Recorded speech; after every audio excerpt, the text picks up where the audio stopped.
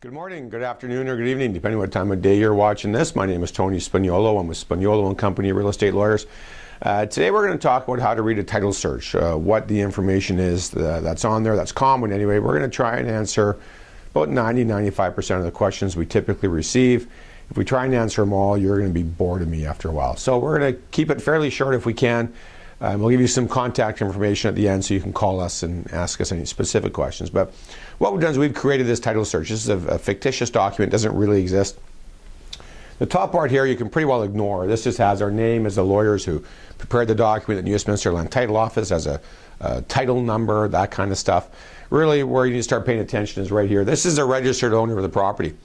So if you're a realtor going in for a listing, if you're a mortgage broker for a finance, if you're a first-time buyer, these are the people that you're dealing with. And if you're not dealing with this person, you need to make some inquiries. You need to find out why not. Is there a power of attorney? Is it a family situation? Perhaps a probate? Who knows? But this is the person who is the registered owner. This may or may not be her address. We don't really pay much attention to that, to be honest. But we do pay attention to the registered owner.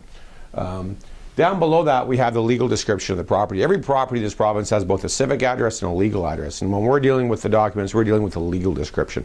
Every property has a unique parcel identifier number. It's a 9-digit number. It's this number right here. Again, we just made that up.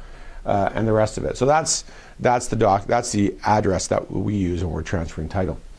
Now, down below, you see something called charges, liens, and interests. And titles, they may be clear, in which case you'll see nothing here, but more often than not, they have some charges on there. And really, there's two types of charges. There's non-financial charges, and there's financial charges. The non-financial charges, we put a couple examples on here, undersurface rights.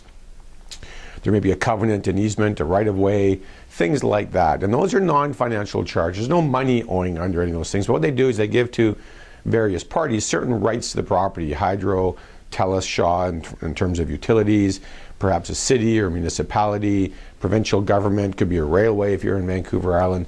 And each of those parties has a certain right to the property. It may be a building scheme, whereby if the house gets knocked down, you have to build according to certain guidelines. It may be a floodplain covenant.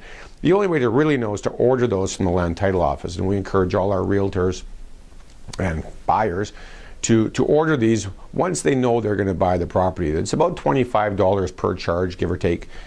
Comes to the Land Title Office, but we really think that those should be ordered before subject to removal, because after subject to removal, it's too late. All right. So those are the non-financial charges. Then we have financial charges. Those are mortgages, assignment of rent, some judgments perhaps, a certificate of pending litigation, a private mortgage, a builder's lien. I'm probably missing a few there. Those will be taken off on closing. If you're a realtor helping someone buy the property, those will be discharged by the vendor. If you're a realtor taking a listing, make sure the vendor knows about those and make sure there's enough equity to discharge those. Otherwise, you have to negotiate with those parties and make sure you can get a discharge on closing. Okay. So I think the two we have on here are mortgage, assignment of rents, both those with CIBC, and those are very common mortgages with the big banks or credit unions. But we also specifically put a private mortgage on here. We use Mary Phillips as a fictitious name. If you're a realtor helping a client buy the property, if you're a realtor helping someone sell this property, make sure they know where Mary Phillips is and that they can get her signature on a discharge. Oftentimes these are private mortgages.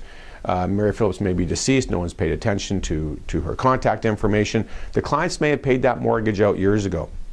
Mary Phillips gave her a discharge or gave the clients a discharge, and they forgot to register it and didn't know they had to register. It's very common back in the day where people they wrote the check, they got a receipt saying mortgage paid in full, they got a discharge, but they didn't know that they had to register that at Land Title Office. So with private mortgages, you need to make sure that person is around and can sign a discharge. Okay.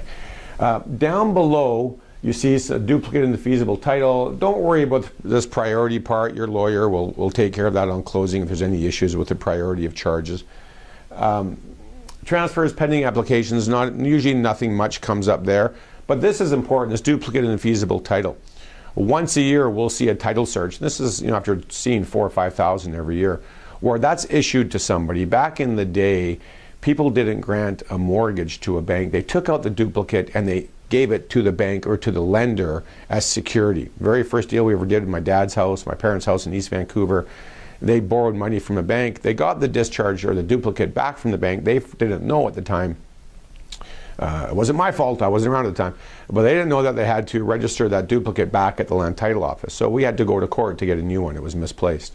So if that is, if it does say issued and outstanding, or it does say who it's given to, make sure that the clients can get that. Make sure that, especially if you're a realtor trying to sell that property or a broker trying to refinance the property, that has to be accessible and it has to be put back in the land title office. If not, it's a court application. It's fairly standard, but it takes weeks, if not months, and several hundred, thousands of dollars. So just make sure that's there.